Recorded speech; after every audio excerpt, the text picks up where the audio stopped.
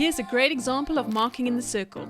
Okay, so in this clip, we're looking at the defender here in the circle for Germany. Okay, so just notice her position right now and where the striker is. Okay, now as the ball comes, it gets played first time into the circle. Okay, and just notice here the defender's position at the moment. Here she can see the line of the ball already is going to be going down her reverse side. So obviously this is awareness around the rest of the circle. Obviously if there's anyone behind her, maybe she wouldn't have done this. Okay, but here it's the awareness of her player, where the player is. She's on the inside line. Okay, and here the next thing she does, she basically uses her body to block the player out, make it harder for them to get the ball.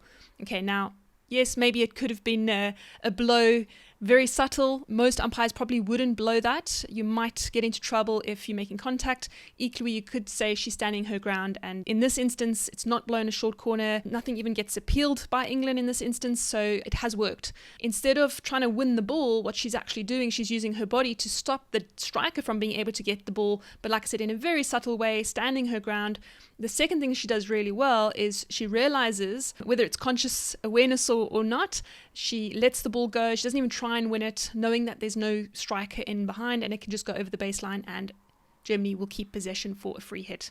Okay, and you can see no one's appealing that, so it's done quite subtly, but essentially, instead of kind of trying to win that ball like we do sometimes, we're trying to get a perfect touch, we actually just stopping the striker from getting the touch and just using our body to protect. Okay, so there's a really great way of marking in the circle. You're not always trying to win the ball, but you're trying to stop your player from getting the ball. Of course, you need to be a little bit careful and be subtle about it. Otherwise, you could land up giving away short corners and penalty flicks, which you don't want to do. So it's really just more about standing your ground and blocking the line of the player being able to get to the ball, being aware of when you can leave the ball versus when, if there is a player behind, maybe you want to try and get a touch in there.